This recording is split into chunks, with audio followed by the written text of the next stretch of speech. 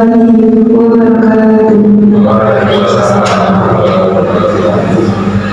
hamdalillah nahmaduhu wa nasta'inuhu wa nastaghfiruh wa na'udzu billahi min shururi anfusina wa min sayyiati a'malina. Man yahdihillahu fala mudilla lahu wa man yudlil fala hadiya lahu. Asyhadu an la ilaha illallah wahdahu la syarika lahu wa asyhadu anna Muhammadan abduhu wa rasuluh. Amma ba'du. Yang terhormat Kepala SDM Pemerintahan, yang kami hormati Ibu Susiati selaku CPG Angkatan 11, yang kami hormati pula Bapak Ibu Guru SDM Pemerintahan yang berbahagia. Pertama, marilah kita panjatkan puji syukur atas kehadirat Allah Subhanahu wa Ta'ala atas limpahan rahmat, nikmat, berlipat iman, sehat serta sempat sehingga kita dapat menghadiri kegiatan menyebarkan pemahaman dan penerapan pengamalan budaya positif pada siang hari ini dalam keadaan sehat walafiat. Kedua, salawat serta salam kita haturkan kepada junjungan kita Nabi Agung Nabi Muhammad Rasulullah SAW yang senantiasa memberikan arahan yang kita pakai hingga saat ini. Berikut susunan acara pada siang hari ini. Yang pertama, pembukaan. Yang kedua, menyanyikan lagu Indonesia Raya. Yang ketiga, sambutan. Yang keempat, kegiatan inti. Yang kelima, doa. Keenam, lain. Dan yang ketujuh, baudi. Memasuki acara yang pertama, marilah kita buka acara pada siang hari ini dengan bacaan basmalah bersama-sama dan dilanjutkan sholat Nabi. Bismillahirrahmanirrahim. Allahumma sholli sholatan kamilatan wa sallim salaman taman ala sayyidina Muhammadin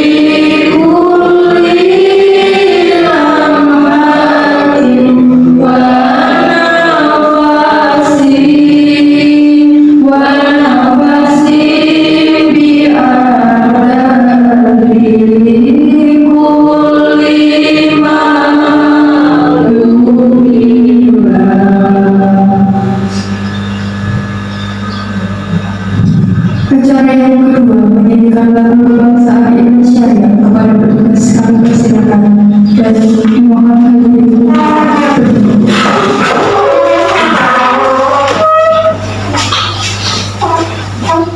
hiduplah Indonesia Raya tujuan Indonesia tanah airku, tanah tumpahnya.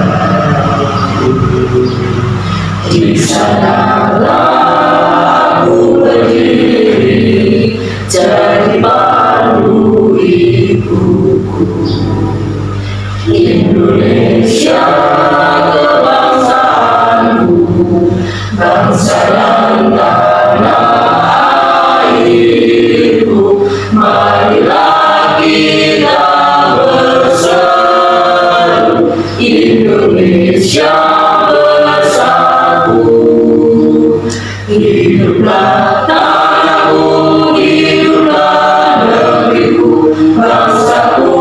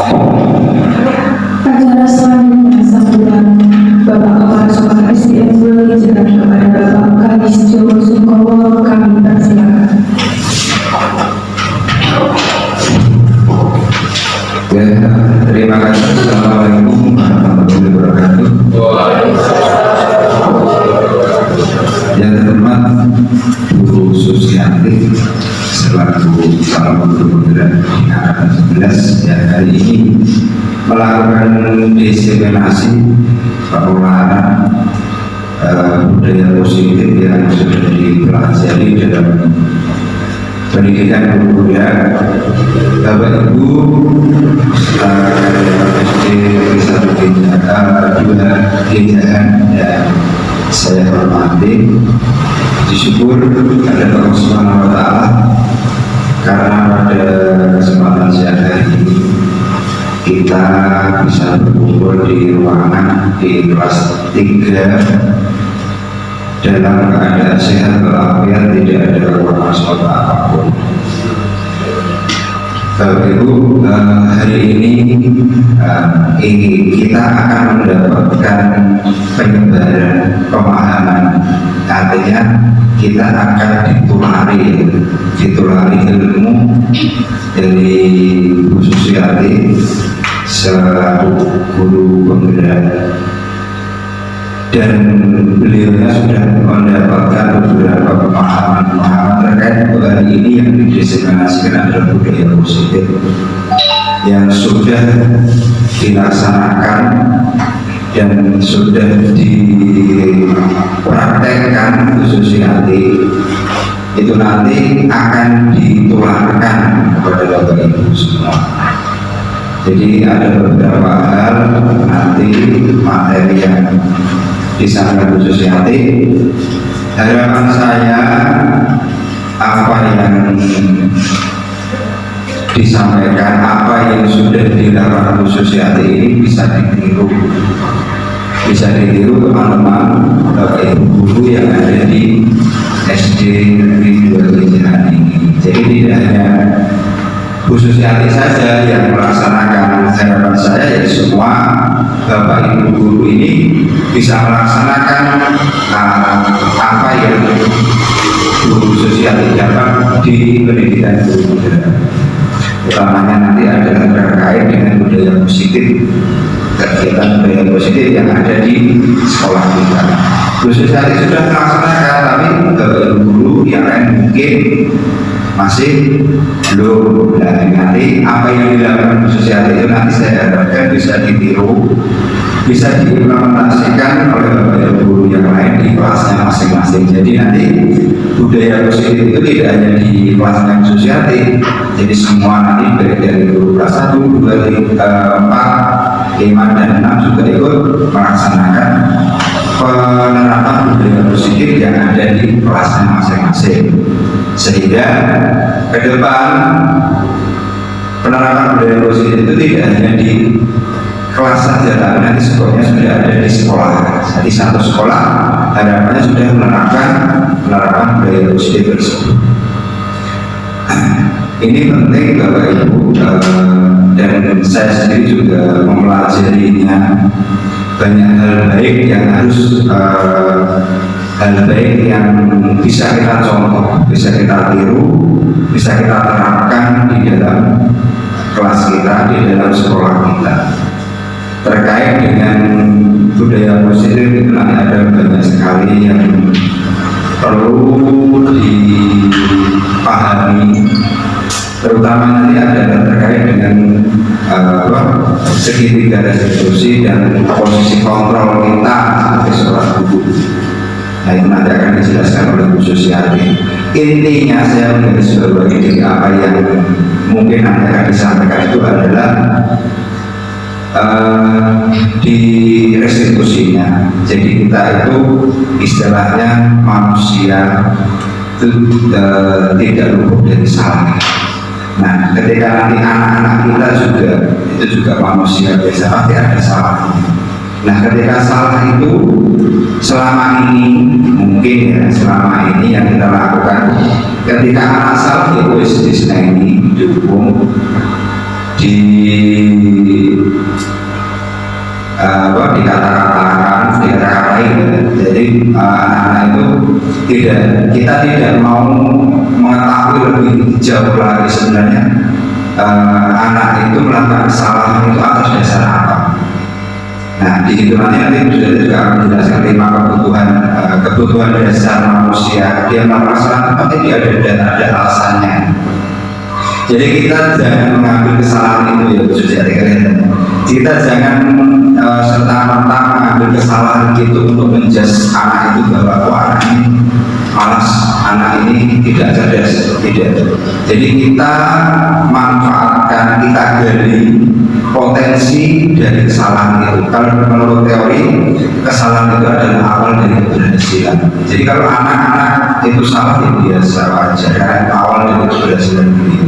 Nah itu nanti secara lebih rinci akan dijelaskan oleh Bu Susiati. Saya tidak bisa kelihatannya seperti itu. Jadi silahkan nanti mengikuti kegiatan ini sampai dengan selesai, karena pemahaman materi ini nanti akan sangat bagus, akan sangat berguna untuk Bapak Ibu yang ada di kelas. Karena terkait dengan paradigma pembelajaran kita yang sekarang adalah pembelajaran yang berpusat pada murid. Jadi kita tidak bisa seenaknya sendiri memberikan pembelajaran ke anak. Jadi sesuai dengan kebutuhan anak. Kita sesuaikan dengan minat, bakat, dan kebutuhan anak. Jadi kita tidak bisa memaksakan kita hari ini belajar ini, tidak. Di kurikulum yang sekarang, di kurikulum Merdeka ini adalah yang kita terapkan adalah pembelajaran yang berdiferensiasi, pembelajaran yang paradigma baru, pembelajaran yang kita fokuskan, kita pusatkan pada kebutuhan murid. Nanti akan banyak hal setelah ini, nanti di modul 2 juga Bapak Ibu akan mendapatkan penyebaran lagi dari Bu Susiati.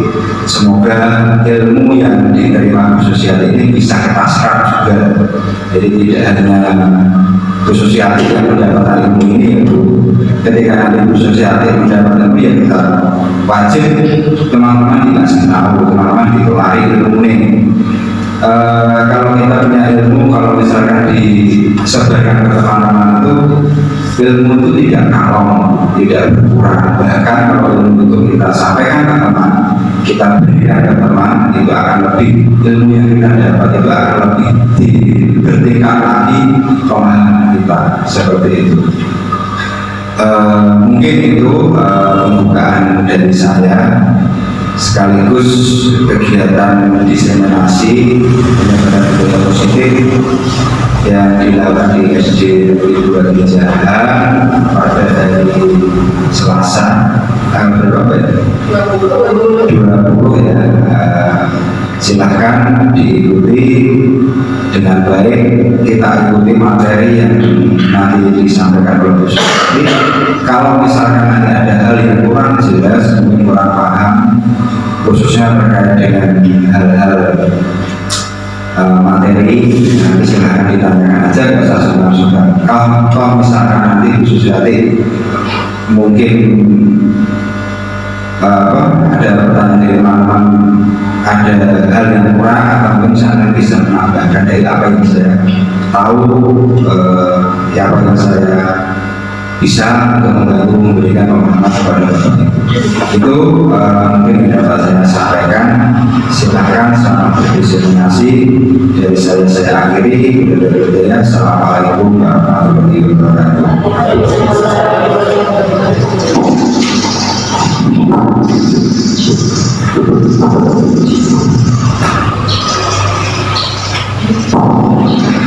Terima kasih kepada Bapak Kepala Sekolah atas sambutannya. Untuk azan yang selanjutnya yaitu kegiatan ini, yaitu mengenai diseminasi penyebaran pemahaman dan penerapan pengalaman budaya positif yang akan dipimpin langsung oleh Ibu Susiati. Kepada Ibu Susiati kami persilakan.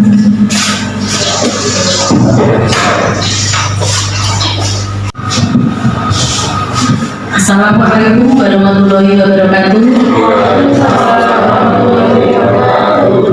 Pada Bapak Kawis selaku Kepala Sekolah SD 2 Gijahan yang saya hormati, dan Bapak Ibu guru semuanya yang saya hormati pula, dan terima kasih yang telah berkenan meluangkan waktunya di hari ini dalam acara diseminasi penularan budaya positif.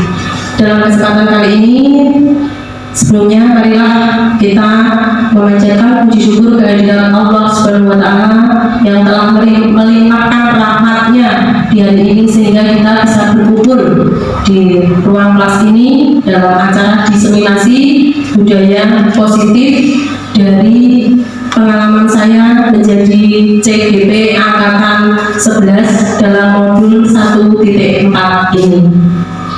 Salawat serta salam marilah kita panjatkan kehadirat Nabi Muhammad SAW yang kita nantikan syafaatnya di akhir nanti.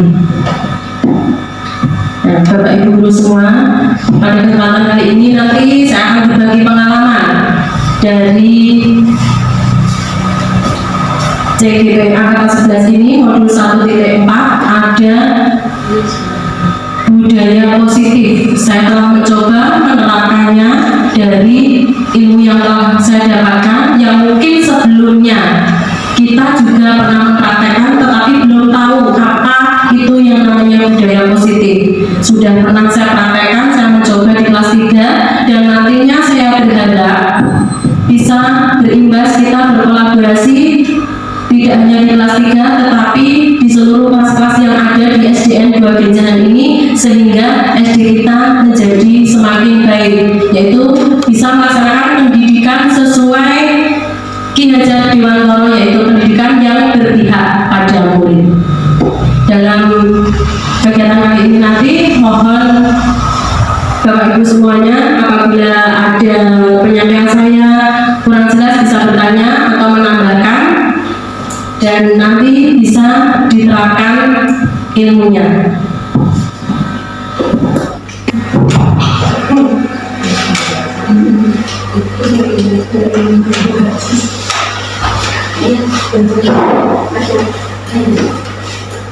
Menyebarkan pemahaman dan penerapan pengalaman budaya positif. Mungkin budaya positif itu amat dan sangat perlu jadi kita terapkan. Konsep inti budaya positif yaitu perubahan paradigma, disiplin positif, nilai-nilai kebajikan, kebutuhan dasar manusia, motivasi perilaku, posisi kontrol guru, keyakinan kelas, segitiga restitusi. Dalam kesempatan kali ini nanti kita akan mempelajari atau kita akan membahas beberapa hal tentang konsep inti budaya positif tersebut. Pembelajaran dengan paradigma baru. Pembelajaran dengan paradigma baru merupakan pembelajaran yang dirancang berdasarkan prinsip pembelajaran berdiferensiasi sehingga para peserta didik belajar sesuai kebutuhannya berdasarkan tahap perkembangan sesuai teori psikologi modern untuk mewujudkan profil pelajar Pancasila. Dari profil pelajar Pancasila sendiri, jadi Bapak Ibu ada mandiri, bernalar kritis, kreatif, bergotong royong, kebinekaan global, serta beriman, bertakwa kepada Tuhan Yang Maha Esa. Itu yang perlu kita kembangkan, perlu kita perhatikan dalam pendidikan kita terhadap anak didik kita. Nah, ini ada miskonsepsi tentang teori kontrol yang mungkin yang kita anggap teori kontrol itu ilusi guru mengontrol murid. Pokoknya kita mengontrol murid, kita melihat atau kita kesalahan murid yang kita anggap kontrol kita itu mungkin sebelumnya seperti itu. Ilusi bahwa semua penguatan positif, efektif dan bermanfaat. Mungkin teori kontrol kita itu menurut kita itu benar, kita tidak memperhatikan apa kebutuhan murid. Yang penting itu kita sebagai guru. Mungkin itu sebelumnya kita mendapatkan ilmu, kita berpikiran seperti itu. Ilusi bahwa kritik dan membuat rasa bersalah mampu menguatkan karakter. Kita mengkritik murid karena melakukan kesalahan, itu mungkin yang kita laksanakan dulu mampu menguatkan karakter kita, mengira seperti itu, tapi justru mungkin malah kebalikannya. Ilusi bahwa orang dewasa berhak memaksa. Dalam hal ini mungkin karena kita merupakan guru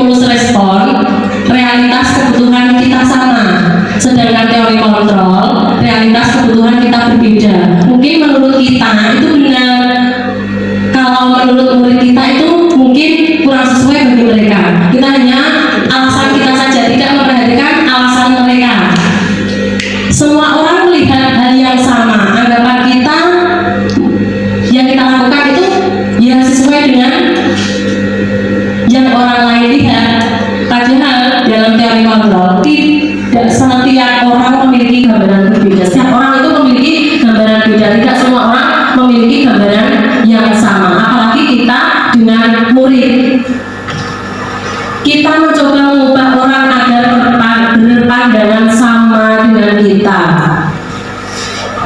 Apapun yang kita anggap benar, itu kita memaksa orang lain juga harus menganggap itu benar. Kita berusaha memahami pandangan orang lain tentang dunia sesuai teori kontrol. Itu seharusnya kita berusaha memahami pandangan orang lain tentang dunia. Kita harus memperhatikan alasan-alasan mereka juga. Perilaku buruk dilihat sebagai suatu kesalahan. Sedangkan teori kontrol, semua perilaku memiliki tujuan.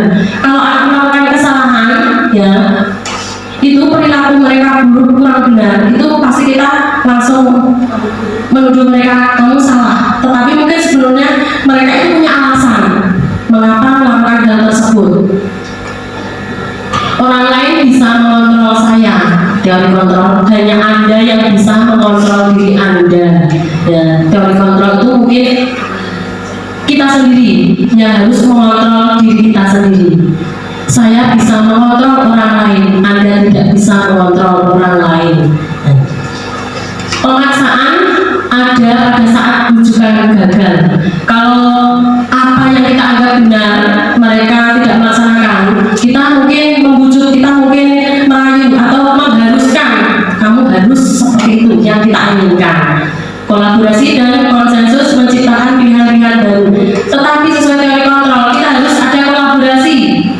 Dengan anak-anak pun juga ada kolaborasi dengan Bapak Ibu guru, terutama kita satu sekolah ini. Berulang kali saya mengatakan kita satu tim, kita tidak bisa bekerja sendiri, kita tidak bisa berjalan sendiri tanpa kebersamaan, tanpa kolaborasi. Model berpikir menang atau kalah, model berpikir menang-menang. Itu mengubah paradigma stimulus respon ke pendekatan teori kontrol. Nah, ini nanti kita ya akan kita pelajari yaitu tentang disiplin positif. Disiplin berasal dari kata disiplina pada yang mengacu, yang artinya belajar disiplin mengacu pada disiplin diri yang memiliki tanggung jawab terhadap apa yang dilakukannya berdasarkan nilai-nilai yang atau reward, ancaman atau hukuman. Itu disiplin positif. Kita melaksanakan sesuatu itu tanpa saya biar mendapat pujian, saya biar mendapat imbalan, saya biar disayang Bapak Ibu guru, tidak, tetapi karena kesadaran diri kita sendiri. Sebagai pendidik, tujuan kita adalah menciptakan peserta didik yang memiliki disiplin diri sehingga mereka berperilaku mengacu kepada nilai-nilai kebajikan universal dan memiliki motivasi intrinsik dalam perubahan perilaku ke arah yang lebih baik.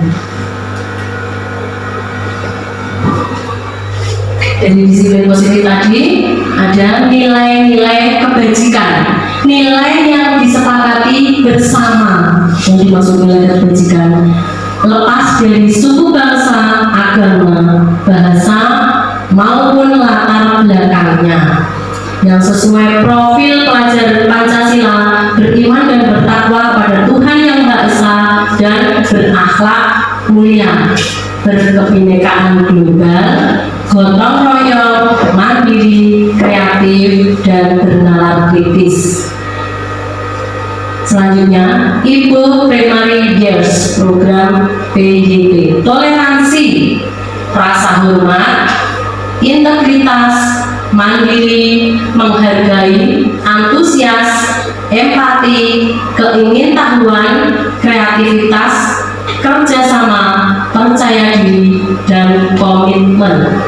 Nah, nilai-nilai kebajikan yang berikutnya keterampilan hidup atau life skill, dapat dipercaya, lurus hati, pendengar yang aktif, tidak merendahkan orang lain, dan memberikan yang terbaik. Itu adalah nilai-nilai kebajikan. Nah, kita menuju pada kebutuhan dasar manusia. Mungkin ini nanti akan mendasari mengapa kita melaksanakan, mengapa kita melakukan itu yang mungkin bagi orang lain itu merupakan kesalahan, merupakan hal yang buruk, merupakan hal yang tidak baik, tetapi bagi diri kita atau bagi anak didik kita itu mungkin karena mereka juga mempunyai dasar-dasar dari semua semua itu. Kebutuhan dasar manusia adalah segala sesuatu yang kita lakukan untuk mendapatkan apa yang kita inginkan.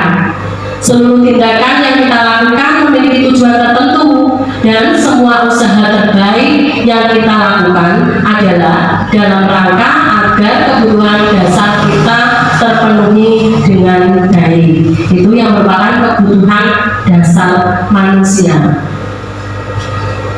Dari kebutuhan dasar manusia itu ada 5 kebutuhan dasar manusia. Yang pertama, bertahan hidup. Yang merupakan kebutuhan dasar untuk bertahan hidup yaitu makanan, pakaian, tempat tinggal, keamanan, kesehatan. Itu merupakan kebutuhan yang paling pokok pada manusia.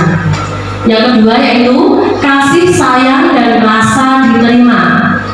Rasa diterima, dipedulikan, berbagi, kerjasama, menjadi bagian dalam kelompok. Yang ketiga, penguasaan, harga diri, keinginan untuk dianggap memimpin, berprestasi, diakui, dan didengar. Kebebasan, mandiri, memiliki pilihan, mencoba hal baru, mampu mengendalikan arah dirinya. Yang kelima yaitu kesenangan, bermain, humor, antusiasme, tertawa. Mungkin dari 5 kebutuhan dasar ini yang mendasari juga apa perilaku yang kita lakukan, apa perilaku yang anak didik kita laksanakan. Tidak serta-merta yang mereka laksanakan itu salah, tidak, karena ada 5 kebutuhan dasar manusia ini. Mungkin mereka berperilaku seperti itu karena merupakan kesenangan mereka berada bermain, humor, atau sebagainya. Karena kebebasan, mereka mandiri, mampu mengendalikan arah dirinya.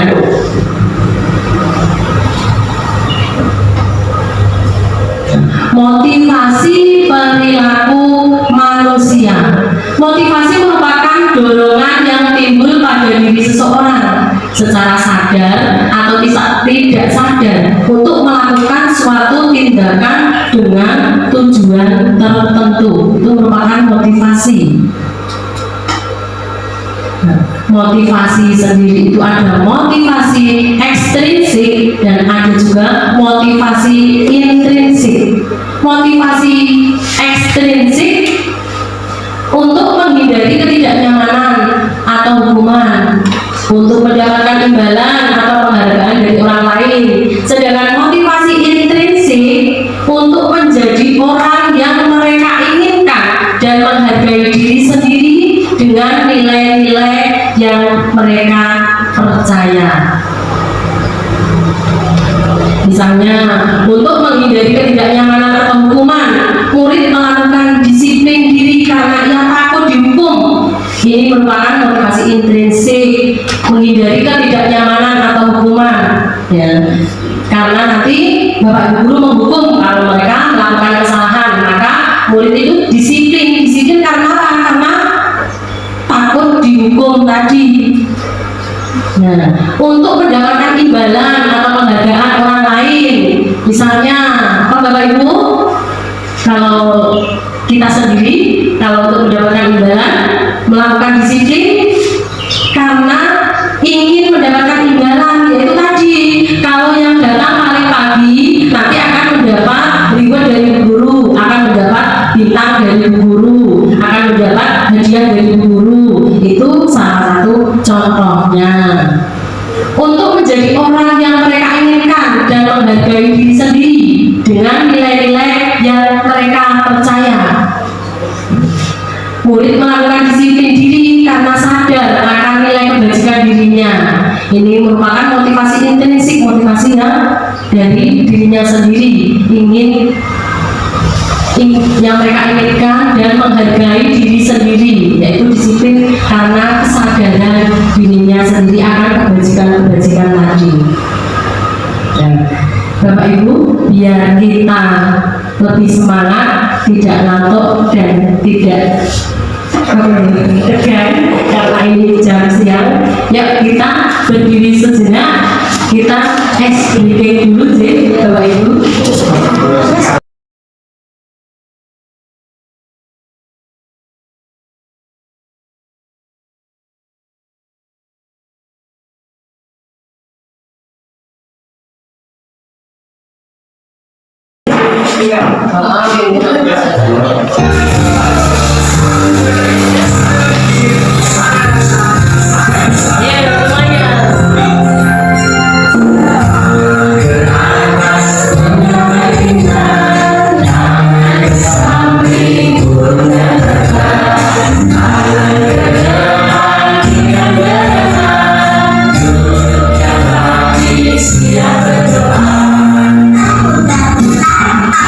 Ibu tak menunggu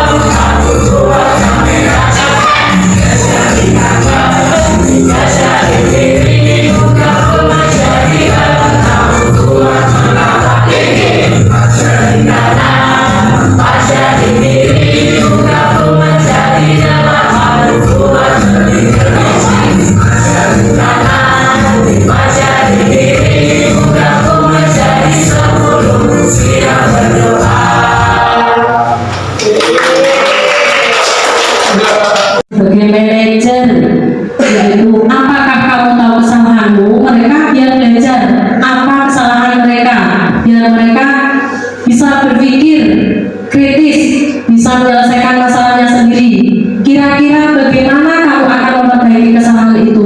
Mereka akan berpikir, apakah kamu tahu kesalahan kamu? Mereka akan berpikir, kesalahan apa ya, seperti itu. Oh iya, saya tidak pakai topi. Oh iya, saya lupa pakai ikat pinggang. Bagaimana kamu akan memperbaiki kesalahan itu?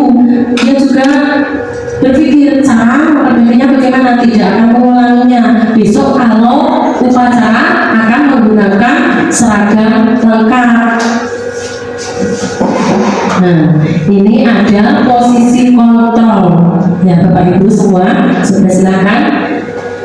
Saya kecewa sekali dengan kamu. Itu merupakan posisi kontrol apa sih Bapak Ibu? Yo, saya kecewa sekali dengan kamu. Itu merupakan posisi kontrol apa Bapak Ibu? Ya, membuat merasa bersalah. Selanjutnya, apa rencanamu untuk menyelesaikan masalah ini? Merupakan posisi kontrol apa? Murid akan berusaha memperbaiki kesalahannya sendiri. Manajer ya. Ayolah lakukan demi Bapak Ibu ya. Itu merupakan posisi kontrol apa? Teman ya. Kamu tidak pernah mendapat nilai jika tidak mengerjakan tugas. Merupakan posisi kontrol pemantau ya. Dan masih ada satu, kamu tidak boleh ikut pelajaran penghukum ya. Nah, ini kita sampai pada keyakinan kelas. Mengapa keyakinan kelas? Mengapa bukan peraturan kelas? Ngomong ya Bapak Ibu, ada yang tahu mengapa keyakinan kelas bukan peraturan kelas?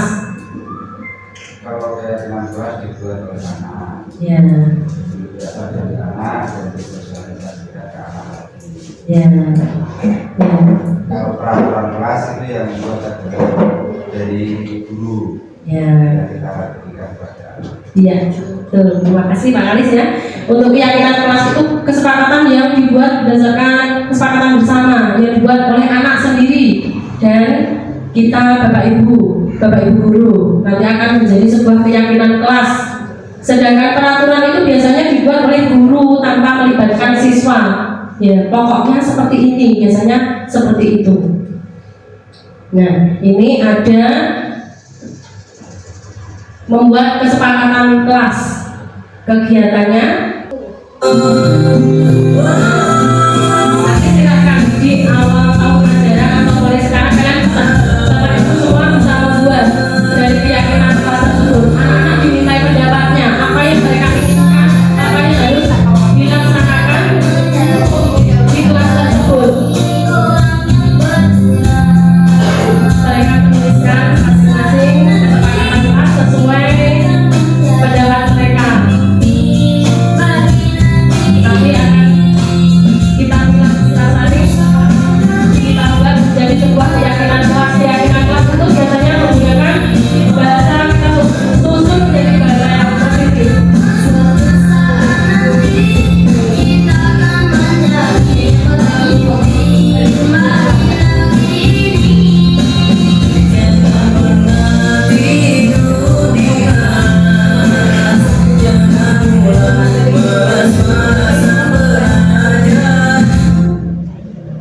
Nah, di kelas 3 ini alhamdulillah saya sudah menerapkan, mencoba membuat keyakinan kelas. Dari kesepakatan ini merupakan kata-kata dari anak sendiri dan nanti kita susun menjadi sebuah keyakinan kelas biar mereka selalu ingat, kita tempel dan mereka akan selalu mentaati, selalu mematuhi keyakinan kelas berdasarkan kesepakatan mereka.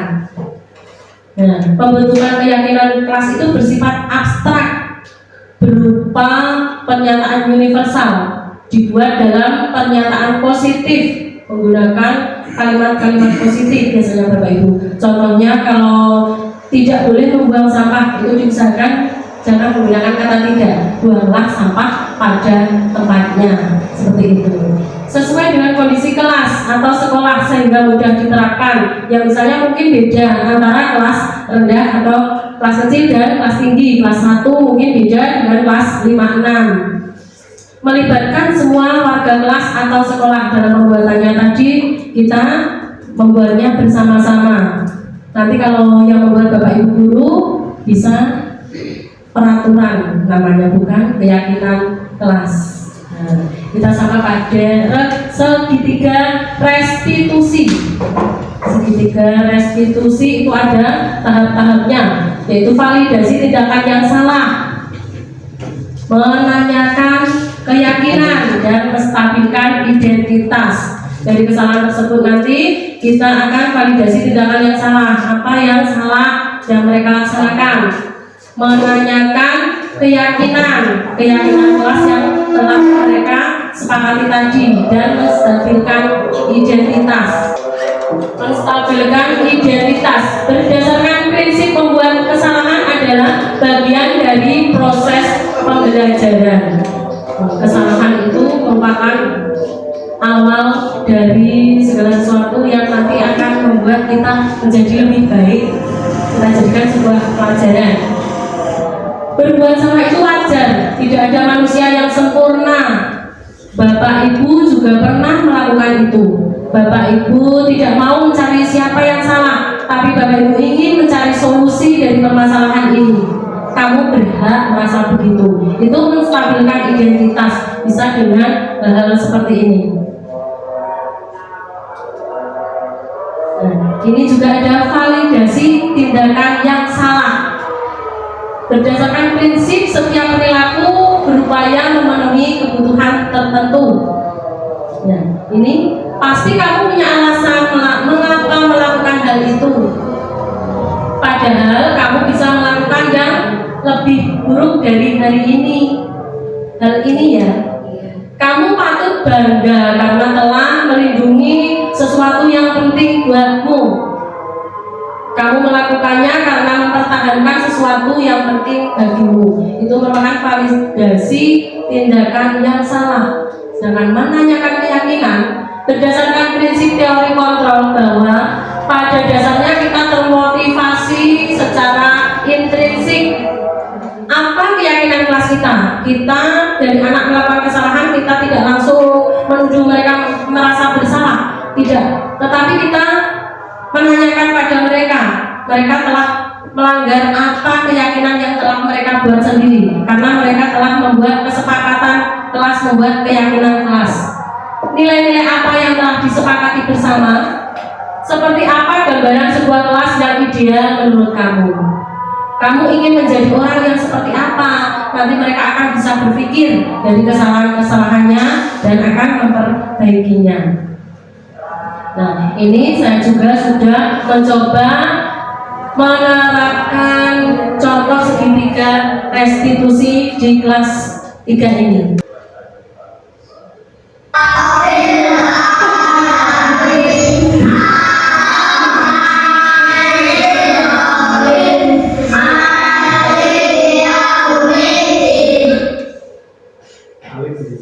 Ada seseorang yang terlambat masuk ke kelas.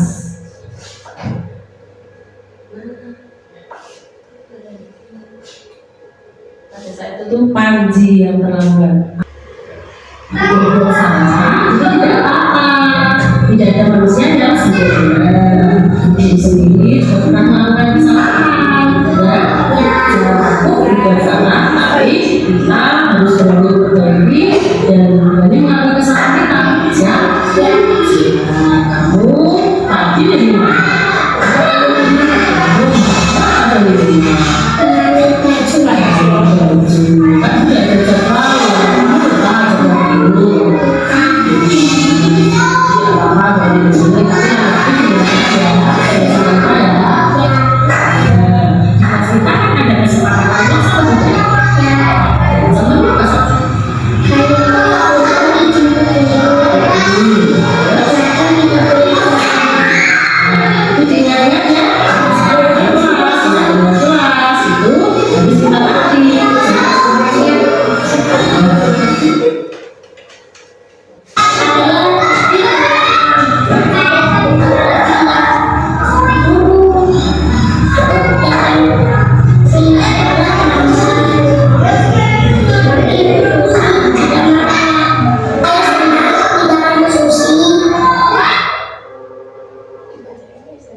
itu tadi contoh penerapan segitiga restitusi di kelas 3, yaitu ada salah seorang anak yang terlambat masuk ke kelas, telah melanggar keyakinan kelas mereka, yaitu datang tepat waktu. Dan kita juga menanyakan keyakinan tadi, mereka telah melanggar keyakinan kelas. Kemudian kita bertanya apa yang akan mereka laksanakan untuk memperbaiki kesalahan. Dia berjanji akan mematuhi keyakinan kelas yang telah mereka buat.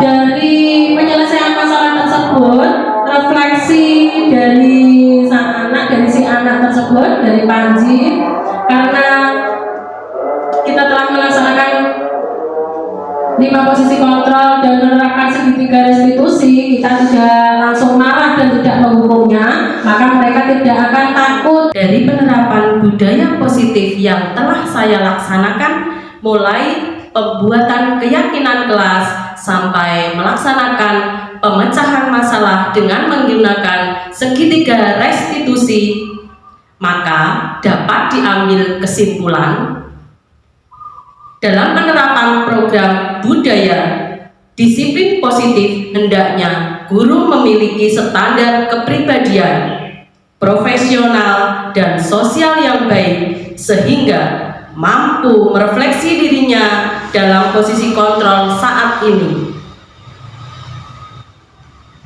Bagaimana perjalanan dirinya menjadi among atau manajer yang menuntun murid-muridnya menjadi insan yang mandiri, merdeka, dan bertanggung jawab.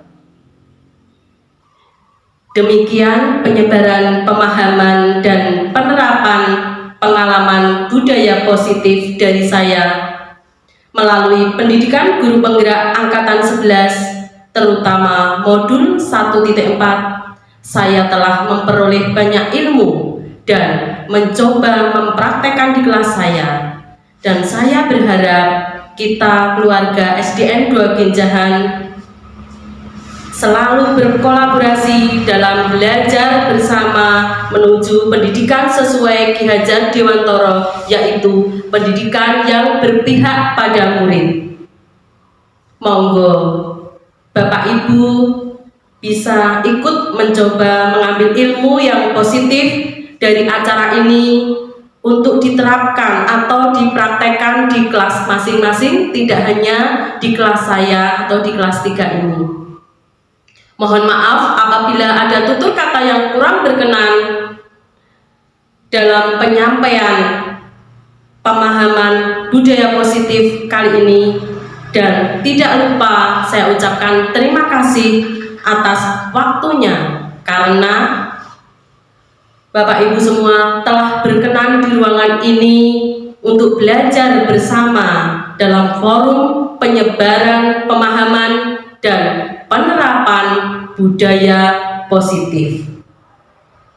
Semoga bisa diambil ilmu dan manfaatnya.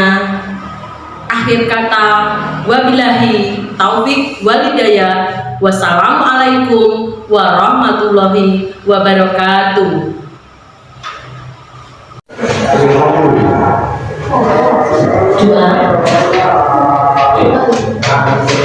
Kita berikan aplaus dulu buat Ibu Siati.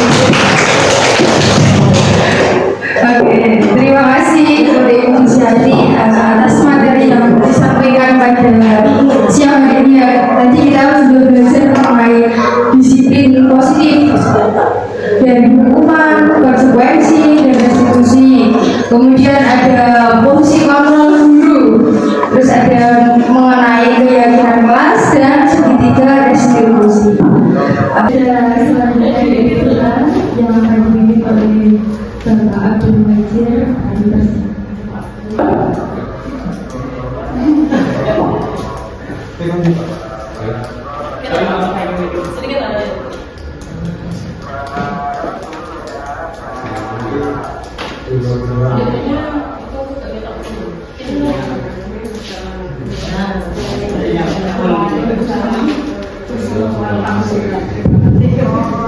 Bismillahirrahmanirrahim.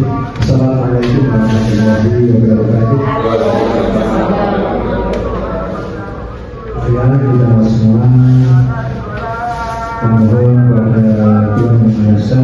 Semoga kegiatan pada hari ini bisa membawa manfaat berkah bagi kita semua senantiasa dalam ridhonya. Amin.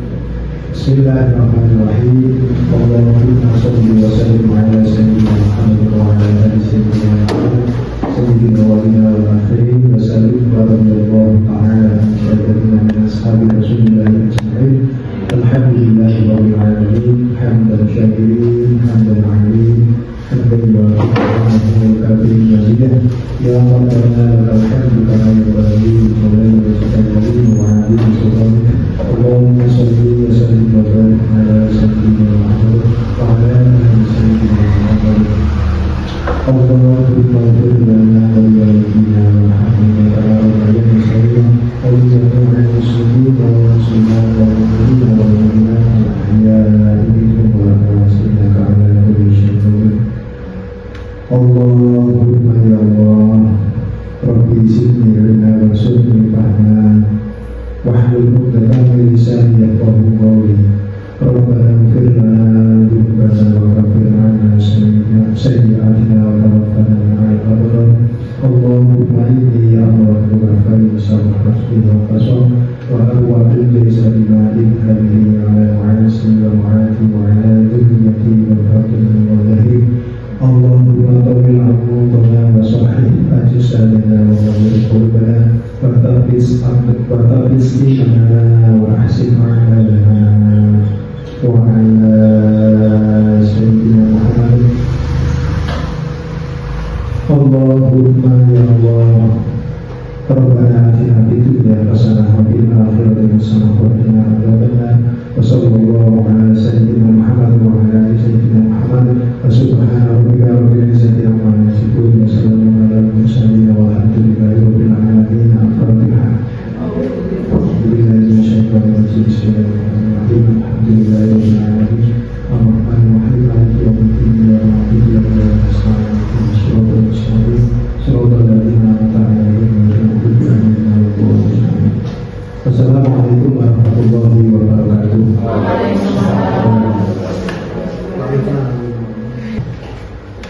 Acara selanjutnya yaitu penutup. Demikian kegiatan diseminasi penyebaran pemahaman dan penerapan pengalaman budaya positif. Hari ini kita tutup dengan bacaan hamdalah bersama-sama. Alhamdulillahirrahmanirrahim. Demikian yang dapat kami sampaikan. Apabila ada berkata yang kurang berkenan, kami mohon maaf. Wassalamualaikum warahmatullahi wabarakatuh.